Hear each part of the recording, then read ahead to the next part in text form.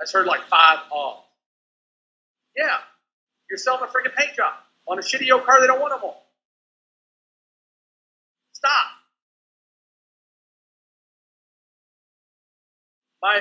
One of my mentors, who I'll talk about, he is probably the biggest, one of the biggest in my life, Robert Wayne. He was the billionaire that I kind of skipped over. We created hand sanitizer. The guy that bought us out. He wasn't a billionaire. He ran $1 billion. But now it's called Creative Co-op. And I worked with him for a year. I learned more about merchandising, products, and why to buy physical goods at the store level. Because I sold before. Most people don't know what I did before. I sold to chains. I sold to Walmart, Rite Aid, Edgar, Big T. And I had a method of doing it that still fits in this system. It's pretty cool. Y'all remind me of it. I'll remind you about it. I used to sell to all those big companies, and my close rate was like 50%, and everybody else's close rate was like 2%. When I go call on a buyer at Dollar General or Walmart, half of the time I left them. Most people leave one of them. So, Creative Co-op, this is one of my biggest lessons I learned from Rob. So we had a showroom, Wayne's International back then, big 20,000-foot showroom full of home decor, craft, tchotchke. He owns a 40-foot tchotchke section in every Walmart in the country, and another 40-foot section in Tool. So we would go and bring in products that we didn't have. He would go to stores and buy products, scrape the label off the bottom. I've done it with him a lot of times.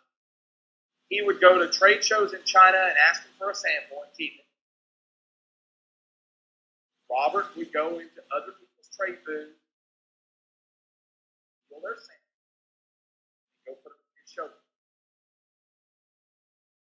He was not allowed in most showrooms in Atlanta and Dallas markets. They wouldn't let him walk. The guy was worth hundreds of dollars. But they knew why he was there. He was just a scoundrel. But anyway, we would take all those products, all those samples, and we had our own creative department of crafty ladies that sat and made stuff in a room all year long. Just came up with craft products. They would make birdhouses, shit to sit on the mantle, all that crap you don't need. Right? This is, by the way, all about wants. You'll notice when we're talking a lot about wants, I don't talk much about needs. They want opportunity. They want opportunity to have a prettier house, show off their friends, whole other reason why they do it. Anyway, but we would have 20,000 items, roughly, 15 to 20,000 items in the showroom, most of which we didn't exist yet, right? Probably 70% of it didn't exist, right? When a catalog came out every year, 80+% of the catalog wasn't in last year's catalog. It was always in. Robert's booth, his Creative Co-op booth, when the show was open, you couldn't get in the booth. It was the only booth in the show you had to wait outside in a line to get in and out of, because it could only hold so many people. We'd have fire marshals, so you can't even in the booth. Everybody else is begging to get 3 people to walk in their showroom. Only one reason why. Robert had the new. He had the new opportunity to put in your shop. He didn't have the same crap that was in their last show, and everybody knew it. He had a history. He wouldn't allow it.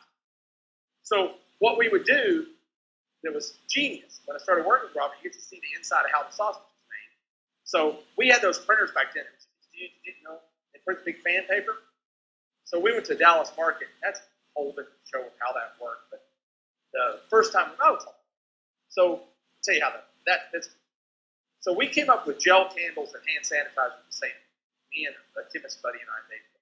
We were trying to make gel candles, and we ended up making hand sanitizer. We thought it was awesome that we had this byproduct.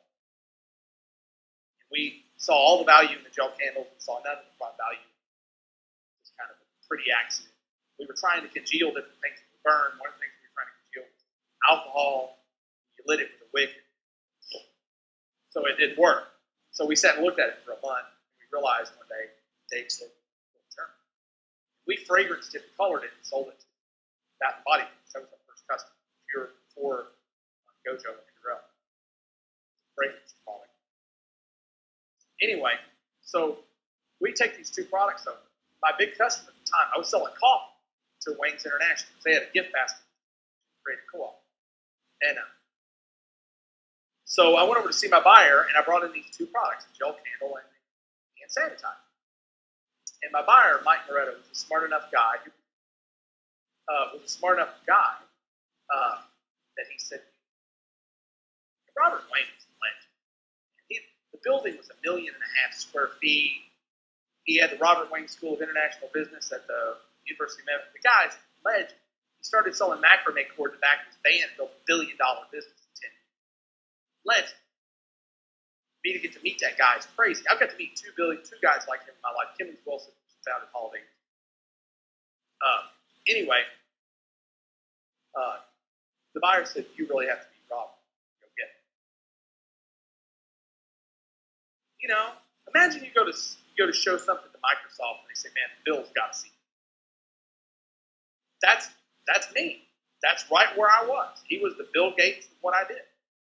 Right? So this little Chinese man comes down.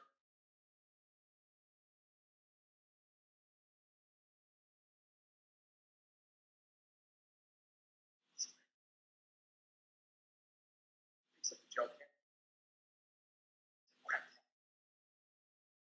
He starts jumping. Seriously. He do that. And he got really excited. And he slapped me really hard. I don't know if that's I've got my back. Is that something they do? Is that a compliment or something if they slap you real hard? Or is that just him being weird? Pardon? Really? Well, he slapped shit out of me. He must have felt real close. But he kept smacking me on the arm, telling me I had a crap product. I'm like, what he was saying was that I had a craft product, that he could figure out how to put it in a craft. So one of our first customers that bought it was Michael's and Hobby Lobby. Anyway,